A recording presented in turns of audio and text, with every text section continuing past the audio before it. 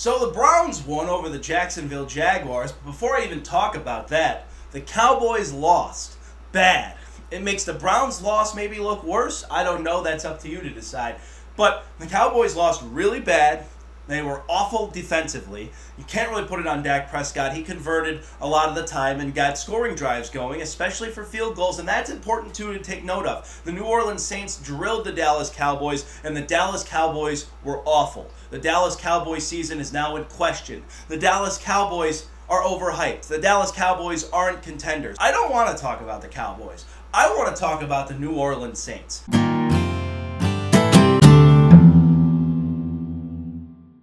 As always, I'm Raw Takes with Andrew Hoty. If you like this show, you gotta like and subscribe, and also check me out on social media. Find me at Hoty Raw Takes on Instagram, Raw Takes with Andrew Hoty on Facebook, and Hoty Andrew on Twitter/X. So before I get into the Browns defeating the Jacksonville Jaguars, I want to talk a little bit about the Dallas Cowboys. Actually, I don't. I think we already know what the Dallas Cowboys are after that loss. A little bit overhyped. They had a bad loss. The defense looked putrid. It looks like they're missing Dan Quinn. I don't want to talk about the Cowboys. I want to talk about the New Orleans Saints. They're not getting any credit for destroying two opponents in back-to-back weeks. Obviously, Carolina's Carolina, so we're probably not going to overreact to that. But they just beat the Dallas Cowboys, who we know are a pretty good regular season team. They showed it last week against the Cleveland Browns. Why aren't we talking about the New Orleans Saints being a really good football team? Alvin Kamara can run the ball really well. They're not asking Derek Carr to do too much, but Derek Carr is getting the job done. I personally think Derek Carr was just in a really bad situation when he was with the Oakland, now Las Vegas Raiders. I think he's a good quarterback. And the Saints' defense is loaded. The New Orleans Saints are the story, not the Dallas Cowboys. The Dallas Cowboys, we know what they are. We know that they have a beatdown every once in a while because they're a really good regular season team, and then either in the postseason or they don't make the playoffs, or the postseason, they'll get beat down by somebody superior.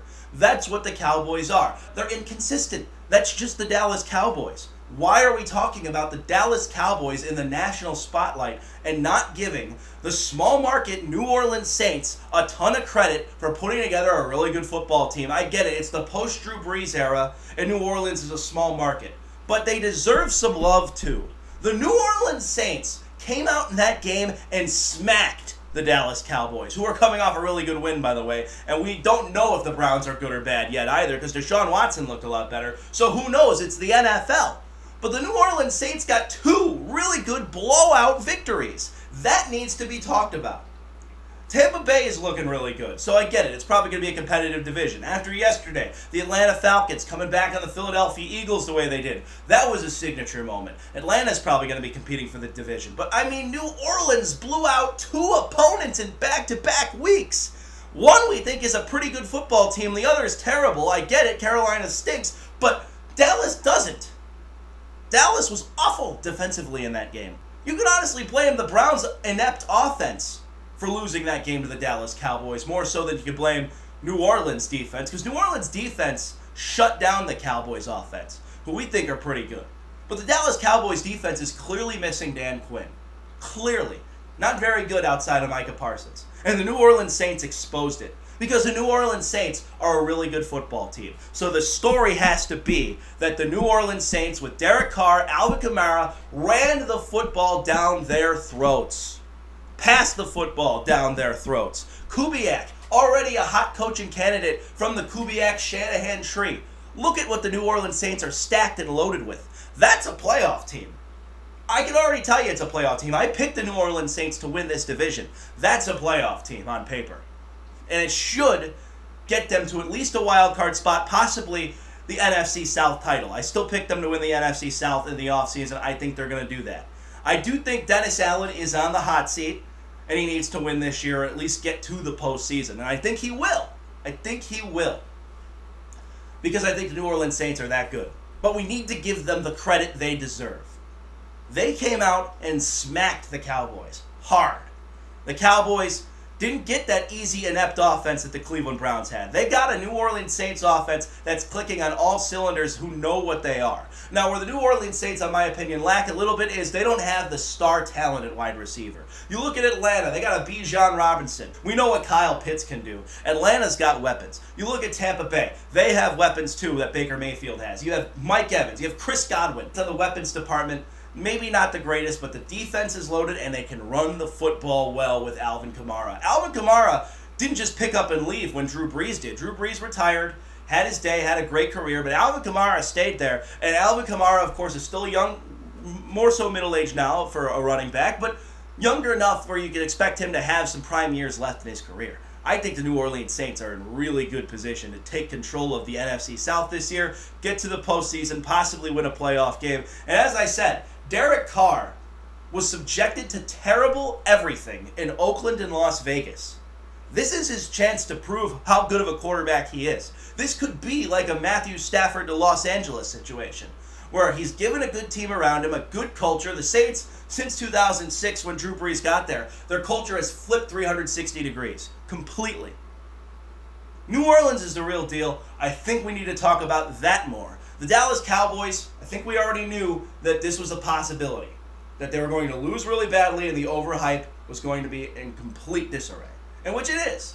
It is. I did pick the Dallas Cowboys to win this game because I thought I was sold after the Cleveland Browns. I was wrong. I'll admit it. The Dallas Cowboys are still the Dallas Cowboys of old, where they'll surprise you one week and then not surprise you the next. The New Orleans Saints, though, were a pleasant surprise. I thought if they won, there would have been a close game. I didn't think they were going to blow out the Dallas Cowboys. But they did. And that needs to be the story. Not the Dallas Cowboys' ineptitude. It needs to be that the New Orleans Saints took care of business against the Dallas Cowboys in a big way, and they deserve a ton of credit because they have a great culture. We believe a pretty good head coach. I'm not so sure about that yet, but a great roster, a great defense, and a really good quarterback and a very good running back. That's the story. The New Orleans Saints. Also, before we get to the Browns, I'll talk a little bit about yesterday's game. Atlanta opened my eyes a little bit more than I thought. Pittsburgh's defense might be really, really good because they shut Atlanta down to 10 points the week before, but Kirk Cousins on that game-winning drive, he's finally good on Monday nights, by the way. I think that's something we need to start to point out. Last year, he torched San Francisco's defense completely when he was with Minnesota. It was not even close in that game. He looked like an MVP candidate. I think defensively they're a lot better. And now they have a defensive head coach, so that's going to help out. But you look at the plays that Mooney made. You look at the plays that Robinson made. You look at the plays Kyle Pitts was making last night. I mean, oh my goodness, the Atlanta Falcons are the real deal. But outside of Darnell Mooney and Kyle Pitts and Bijan Robinson, let's talk about Drake London with the game-winning touchdown. He had a phenomenal game. Atlanta's got real receivers. And they have a decent defense. I don't think it's as good as New Orleans' defense, but a decent defense that's going to shut down teams in the necessary moments. They did with Pittsburgh. Pittsburgh did not score a touchdown in that game against Atlanta. Now, Atlanta still has a lot of stuff to work on offensively, and I think they're going to figure it out. But Kirk Cousins, absolutely the right answer. And Michael Penix is just sitting on the bench watching Kirk Cousins do Kirk Cousins. Kirk Cousins, I think, has had a bad rep in this league because Kirk Cousins hasn't really been a successful postseason quarterback, but he's had some really good regular season moments. But you just got to have a good culture and a good team around him, and I think you could do a lot of good things. And I think Atlanta does that. Atlanta is a good organization overall. They've had some rough years recently between the Super Bowl and now. But the thing with Atlanta that they're not given enough credit for is Arthur Blank is probably one of the best owners in the sport. To me, the Falcons are a top-tier organization in the NFL in terms of how everything is structured. They're one of the better ones, in my opinion. Maybe not top tier, but the second to top tier. I mean, the Falcons are up there. I just think they've needed the right pieces for a long time, and they're good at developing talent. The Falcons can do that. And I think this year the Falcons have a good enough team that they should be able to. Atlanta's kind of in good shape, and the NFC South is picturing itself to be a much better division than I think people realize. And I'm actually excited to see what this NFC South outside of Carolina does with Kirk Cousins, Derek Carr, and Baker Mayfield. Because right now, that's essentially like an MVP race. I mean, who would have thought? But it's only week 2 of the season, so let's not have any overreaction yet. But, I'm impressed with what I saw from the NFC South so far, and I think all 3 of these teams are going to be competing for playoff spots come December. Now we'll get into some AFC football, AFC North in particular, with the Browns and the Jaguars. I think the Deshaun Watson of old came back in that game. I get it wasn't perfect.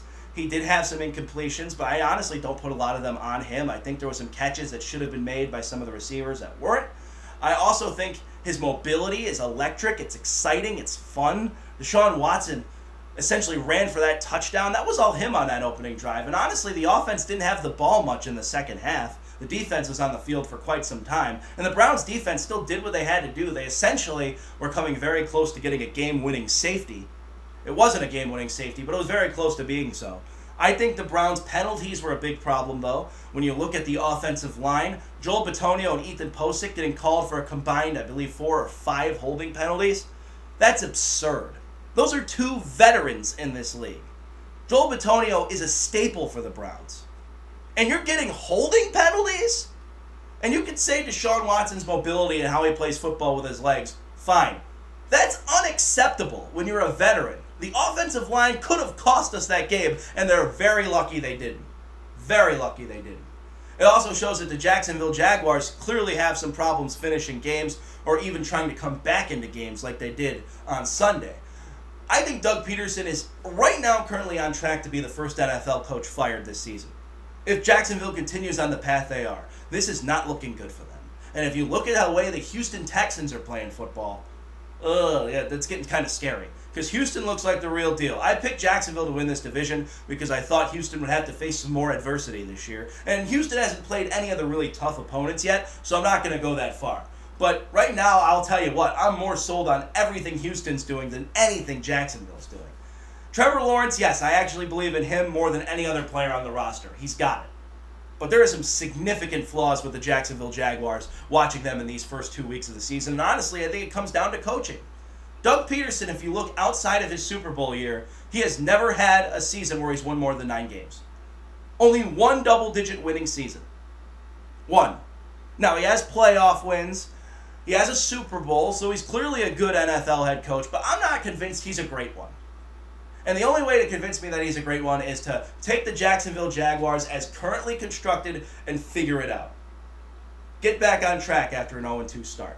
Right now, it looks like they're in the gutter, and at Trevor Bank Field, there's going to be some major questions around coaching if this kind of crap continues with the Jacksonville Jaguars.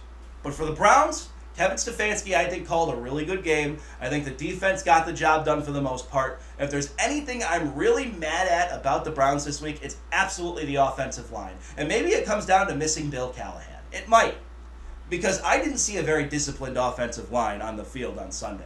If Joel Bitonio is getting holding penalties, then I am very concerned about the offensive line. And I love Joel Bitonio, but he is way better than that.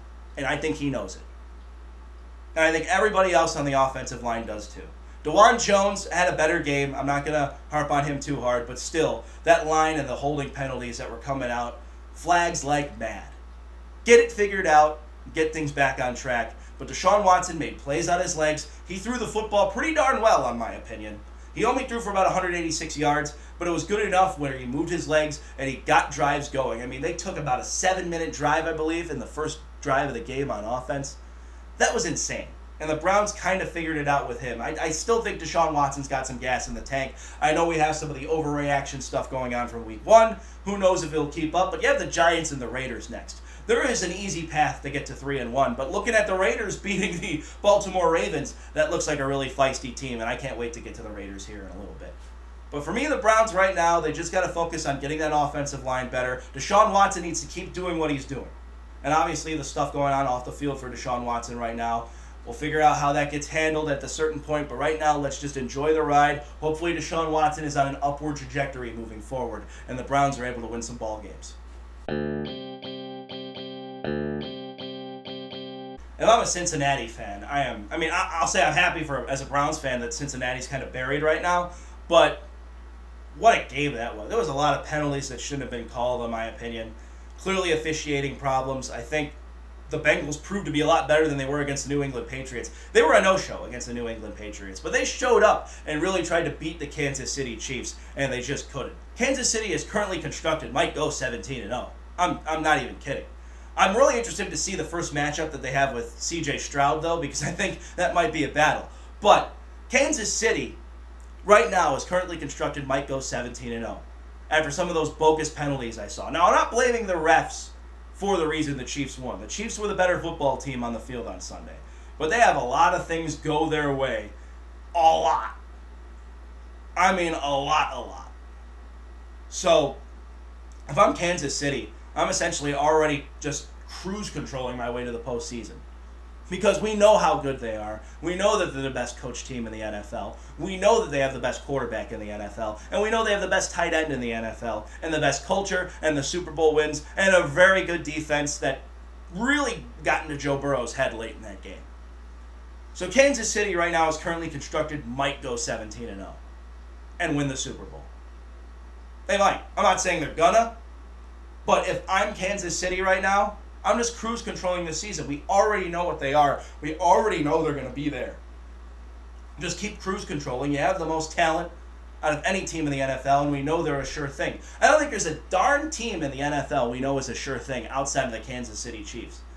Just go in cruise control. They're winning games by game-winning field goals. We know that the Chiefs are on a really good trajectory right now. We just know. And they get all the media attention, all the love in the world. And they're a small market in Kansas City, too. New Orleans deserves some of that right now for how they played on Sunday against Dallas. But Kansas City is a sure thing. They beat Cincinnati. Some of those calls went Kansas City's way. It seems to always be like that. But I'm not going to create any officiating controversy because Cincinnati could have done a better job in a lot of different arenas. And Cincinnati showed to me that they are much more of a real team than they were against New England. Because that loss against New England was pathetic. But still, the problem with Cincinnati is they're going to have colliding personalities for a while. Because there's no contract situated yet for Jamar Chase. And who knows what this T. Higgins thing is going to turn into. They have a lot of problems to solve there in terms of their player personalities and getting them back on track. But they showed up and played really, really well against the Kansas City Chiefs. It just didn't go their way. And the Kansas City Chiefs are now 2-0 and possibly on the path to 17-0. I'm not going to speculate that. I'm not going to predict that. I'm just saying it's looking really good for the Kansas City Chiefs. Only the New York Giants can score 3 touchdowns and lose to a team that only scored field goals. I'm excited for the Browns to play the Giants next week. I don't really have much to say about this game. I'm disappointed because I had the Giants to win the division, and I look really, really wrong right now. And I will admit that. That was probably a very bad pick. The Giants aren't a very good football team, and Brian Dable's seat is only getting hotter. The Commanders have a bright future from what I saw. But at the same time, it seems like they're taking every former Browns kicker they can and try to turn him into something. Austin Seibert got the job done. Cade York didn't last week, and that's why they cut him so quickly. But they're taking former Browns kickers and winning ball games with them. That's good for them. Good for them. Commanders, not a surprise that they won this game. The Giants have a lot of questions to answer. Alright, I was kind of excited about this game. The Baltimore Ravens and the Las Vegas Raiders. Raiders are a feisty team. But the biggest problem with this game is Lamar Jackson flea flickered the ball when he should have just kept running. I think he would have had a touchdown if he would have just kept running. And the Baltimore Ravens would have won that game easily. Now, at first I thought it was crazy they called such a draw play, but Lamar is such a freak athlete that he just ran. And when he flea flickered it over, I was surprised he did it. But when I was watching the other angle of his run towards the end of the game there, I was like, oh my goodness, he had so much room to run, he would have had the touchdown. Why do you have to flea flicker it back? Nevertheless, though, the Baltimore Ravens I still think are a pretty good football team. They're 0-2 for the first time since 2015. As a Browns fan, obviously, I hope they continue to lose because we want the Browns to be doing a lot better. But man, oh man, the Baltimore Ravens have a long way to go to figure things out. Because to me, that was just a stupid mistake on Lamar Jackson's part. That was just a stupid mistake. Just keep running with the ball if you have all that room ahead of you. And if you don't get the touchdown, you don't get it, but at least you tried. And you still go home 0-2. But he looked very close to scoring a touchdown on that drive. I would have not flea flickered the ball. And with the kind of athlete Lamar Jackson is, we know how quick he is. We know how he can run with the football. I think that's very disappointing on Baltimore's part. But I think they'll figure it out and adjust for next week. The Baltimore Ravens will definitely be winning some games here down the stretch at some point. But I think it's going to be tough for them. I actually didn't pick the Ravens to make the playoffs this year because I think Lamar Jackson may have some moments at quarterback this year where we start to question maybe some decision-making or he gets injured. I'm hoping that's not the case for Baltimore's sake. But the Baltimore Ravens have some questions to answer in terms of their offense. And Lamar Jackson not flea flickering the ball would have been the best decision in that situation. But the Las Vegas Raiders are feisty. Gardner Minshew, as I said, probably the new Ryan Fitzpatrick, a journeyman who's really, really good. It's fun to watch the Las Vegas Raiders play football and win some games the way they are. And like I said before, too, Antonio Pierce reminds me of Dan Campbell and the way he's a rah-rah guy who's going to fight to the end, and he has all the players behind him. That team played hard for Antonio Pierce on Sunday. All right, the Chargers and the Panthers. The Chargers won easily. I don't really have much to say about the Chargers. They kind of expected to do what anybody should do against the Carolina Panthers, and that's blow them out. Blow them out. And that's exactly what they did. It's exactly what they did. Jim Harbaugh is already figuring things out. He's had some easier opponents to start the year. I don't think the Raiders are an easy opponent now. I'm actually worried about the Browns playing them. But, you know, when you play the Raiders in the division, who we know roster-wise shouldn't be as good as the Chargers, along with the fact that you have the Panthers the following week and you can just blow them out easily, yeah, Jim Harbaugh is doing pretty well as the Los Angeles Chargers head coach right now. With that said, though, about Carolina, I mean, benching Bryce Young is the right decision, in my opinion, so we can learn a little bit about the game. I don't think it's time to say Bryce Young is done. It's not his fault he went to Carolina. We need to kind of have sympathy for that. Carolina drafted him, and Carolina's a mess. They're just a mess. They're a bad organization. And it's funny that Dave Canales is going to get credit for benching him now, when the reason Frank Reich was fired was because he was allegedly not for Bryce Young. He wanted to go get C.J. Stroud. From everything I've heard in the reports. I can't confirm or deny that, but that's from what we heard. And then 2 weeks into the season, what does Dave Canales do? Bench Bryce Young. Carolina's going nowhere quickly, and it's all starting to show, and I feel bad for every player on that roster and every coach on that coaching staff that they're subjugated to being a Carolina Panther. Because that organization is a joke. Next game. I picked Tampa Bay to beat Detroit, and I'm so glad I was right. I'm happy for Baker Mayfield. That was a revenge game for the Buccaneers, and a lot of those revenge games, you could say, are going to go that team's way. It didn't for the Rams, but it might more so be a Jared Goff revenge game still, because now that rivalry is 2-1 in favor of the Detroit Lions since that trade took place. But Baker Mayfield getting the job done. You look at the way Detroit played on offense. They had some turnovers. They had some mistakes. Detroit's still flawed in that aspect. Jared Goff can turn the ball over a little bit, but I still don't think the Detroit Lions are in bad shape any means necessary. They started the year 1-1 last year. I think that was just a game where they were going to get tested because it was an opponent that was hungry and wanting to get revenge for a postseason game last year. So the Buccaneers get the credit for that, and I think the Detroit Lions are just fine. I think both of these teams are actually really good. I think the Buccaneers might be in a little bit of trouble when we look at the NFC South now. But Detroit, I look at a very favorable NFC North. Even though Minnesota blew out the 49ers, I still think the Minnesota Vikings are frauds.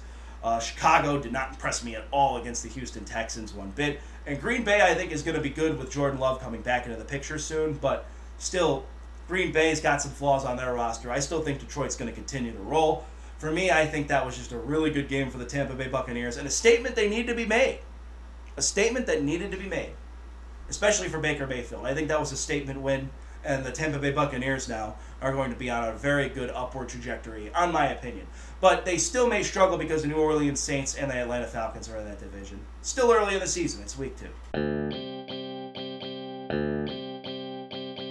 Pittsburgh and Denver, not much to say. I don't think Denver is a very good football team. Pittsburgh's offense wasn't overly impressive either. Their defense still is. They're holding opponents down. You mean you could argue T.J. Watt is an MVP candidate at this point. I'm not rooting for that because out of all 3 teams in the division I'm in with the Browns, the Pittsburgh Steelers are my least favorite team. So having them at 2-0 is just makes me mad. But granted, they're a good organization. They're finding ways to win. This is the way the Pittsburgh Steelers win games over the last few seasons. They have a hard-hitting defense. They have an offense that does enough to win the game. But even with the addition of Arthur Smith and so far Justin Fields, maybe they need Russell Wilson back. I don't see it in this offense yet. Where is the points? Where are the 400-yard games? This offense is not rolling. This is Mike Tomlin's defense that's rolling. This is the way the Pittsburgh Steelers win since Ben Roethlisberger retired. They win on defense, and they win by having the offense just do enough where the defense takes care of the job for them. This is exactly what they were with Kenny Pickett. They are 2-0 because it's just the way the Pittsburgh Steelers win games. It's obnoxious, it's annoying, it's ridiculous. There's nothing about the offense that's overly impressed me. I mean, the Pittsburgh Steelers as an organization clearly figured out quickly Kenny Pickett wasn't the guy, but this is what they were doing with Kenny Pickett, and it's Justin Fields. It's the brand. It's the culture. It's just how the way the Pittsburgh Steelers win football games. So yeah, am I irritated as a Browns fan? You betcha. Because the worst quarterback situation is in Pittsburgh right now, and they're leading the division and possibly are hosting a playoff game come January. But it's still early in the season. I'm not sold on Pittsburgh's offense. There's still a lot of work to be done. And maybe when Russell Wilson is back up and healthy, he'll get things figured out. Justin Fields, I still am not saying I quit on Justin Fields or anything, but Justin Fields has not shown what I anticipated of him yet. So he may need some more time. We'll have to see. Pittsburgh's situation is really interesting, though, but their offense is still inept. I don't see anything about their offense that's shining the light to me, being the next team to really overtake this division and roll past Cleveland, Baltimore, and Cincinnati when we know their quarterback situations and the rosters they have as well, especially Cleveland's defense. Seattle and New England. I think this game was very highly paid attention to by the national media. Not.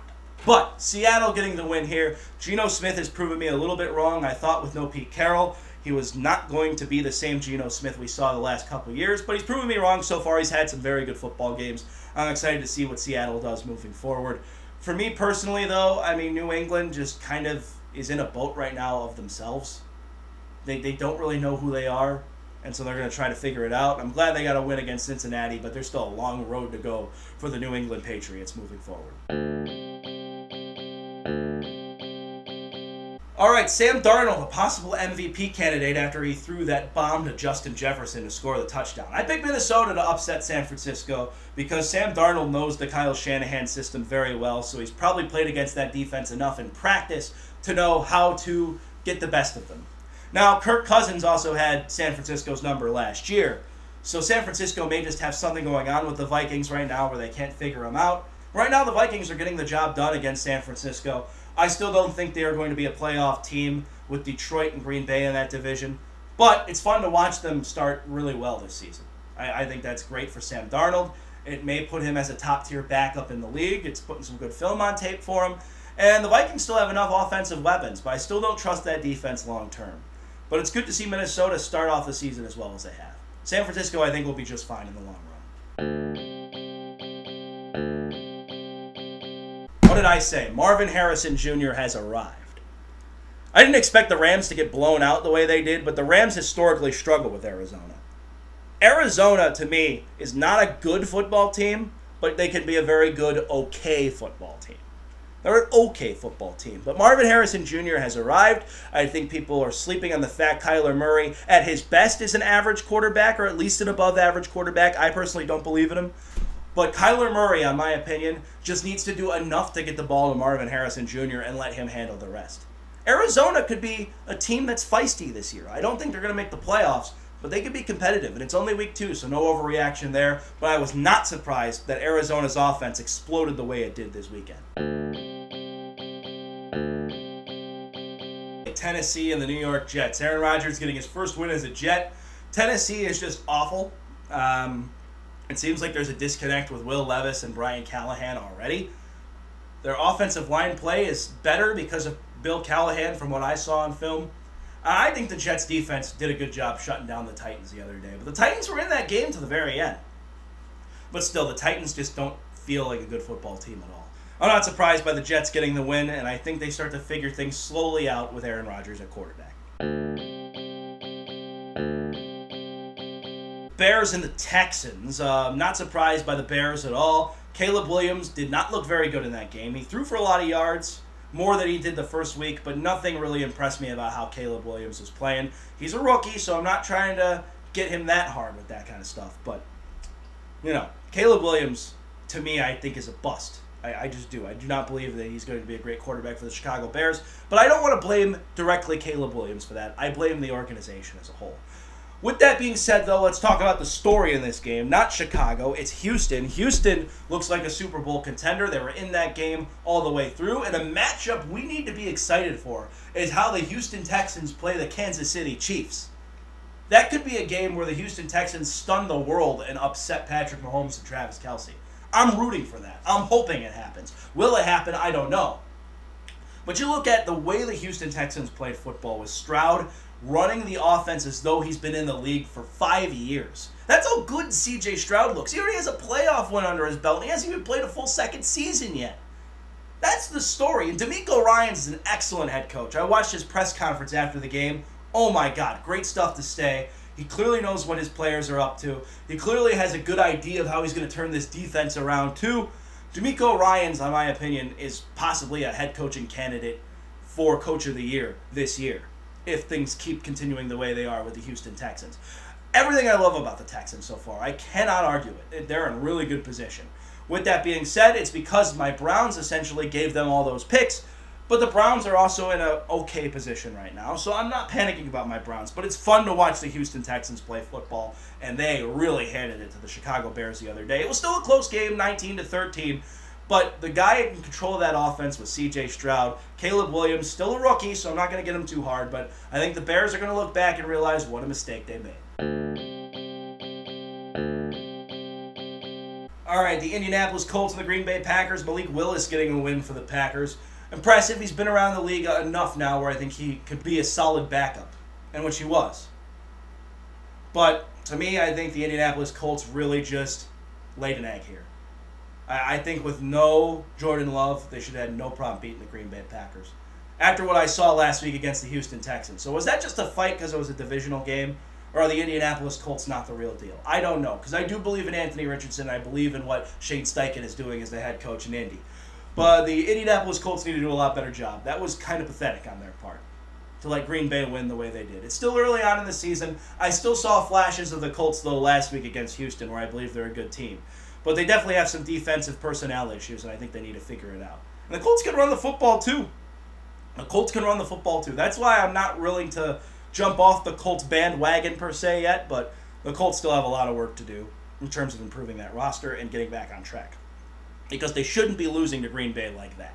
Those are my thoughts on Week 2. What are your thoughts on Week 2? I want to know. Reach out to me on social media. You know where to find me. Hoty Raw Takes on Instagram. Hoty Andrew on Twitter/X, or Raw Takes with Andrew Hoty on Facebook. Plus, you can leave a comment in the video. I'll try to get back to you as soon as I can. What are your thoughts on Week 2? What teams are you buying into? What teams are you jumping off the bandwagon for? What teams do you think just stink? What teams do you think rock the house? I want to know what you think, and you got to let me know in the comments below. And also like and subscribe as always. It's Raw Takes with Andrew Hoty. Let's talk some baseball. Bravo to my Cleveland Guardians on an electric, great win over the Minnesota Twins, 4-3. Kyle Manzardo putting on Superman's cape and hitting that home run to put the Guardians ahead towards the end of the game.